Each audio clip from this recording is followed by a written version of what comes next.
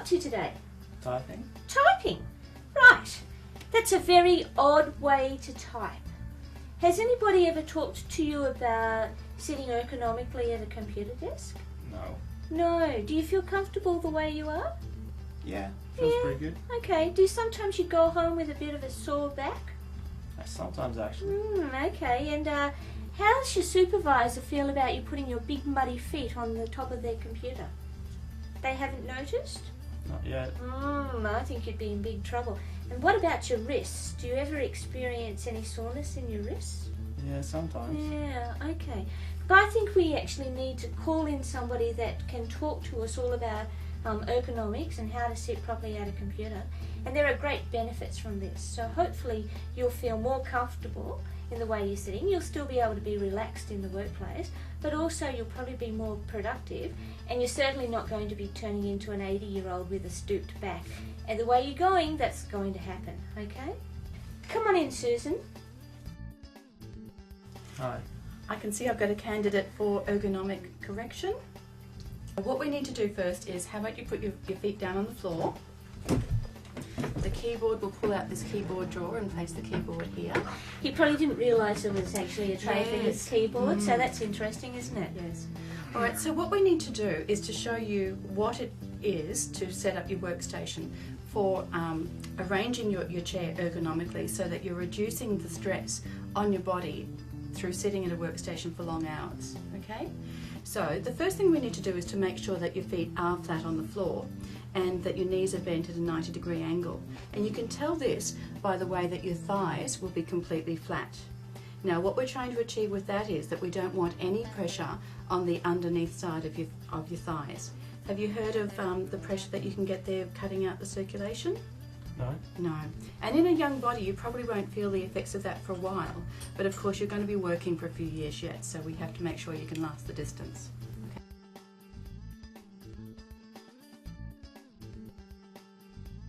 Then adjust the seat level so that you're comfortable. Now, are your thighs still flat?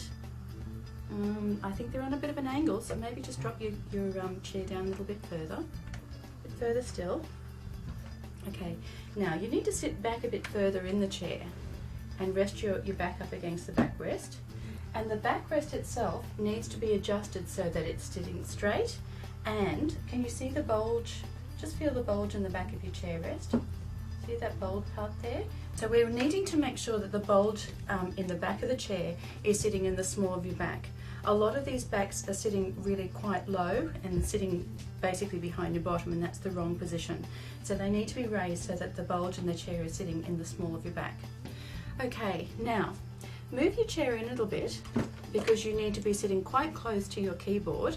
Now sitting up straight, make sure that your shoulders are relaxed, your head is also relaxed, arms at the side, and now the position where your keyboard should be is when your shoulders are relaxed, your elbow is at a 90-degree angle, and then that should be where your keyboard is just resting underneath your fingertips now.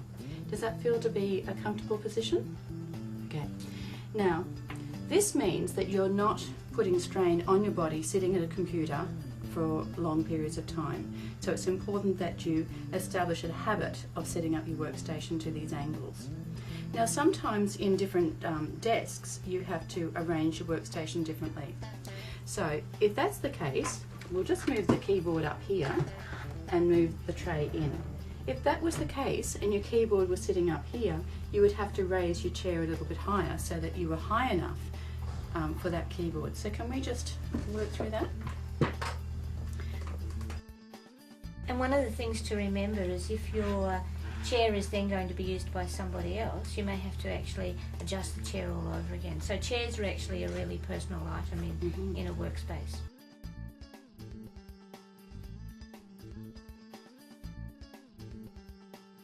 Let's just now talk about the way that your hands should be on the keyboard. So we'll put the keyboard back down onto the pull-out drawer. And do you want to just drop your chair down another moment? Okay. Have you got your angles all organised correctly? Okay, just move in slightly more because you just need to make sure that your shoulders are always relaxed and your elbows are at your side. Now, the important thing here is that you establish a habit where you're not resting your wrist on the desk when you're using the keyboard. So make sure that your wrist is maintained up. So just raise your wrists a little bit more, and then your fingers are curled over your keyboard. The keyboard also should be sitting in the middle of your body. If you're resting your wrists on the desk and just typing from your fingers, you're only using your wrist and your finger muscles and not the bigger muscles of your body. So we're not designed to work that way, and that's basically what ergonomics is about. Working with the way that our body is designed to be worked with. Now the next thing to remember is if you're going to be using a keyboard over a long period of time, you need to take short breaks, and you need to change that repetitive work so that you go and do some non-repetitive tasks. So it might be that you have to do some word processing of a very large document. So what we'd suggest to you is that every now and again you stand up and you may go and do some photocopying, or it may be time for you to go and check the fax machine. But by interrupting your work and going doing those non-routine tasks, you're going to also reduce the stress that's actually on your body. Give your body some variety, Yeah. because it's when we don't give the variety that we end up with the injuries.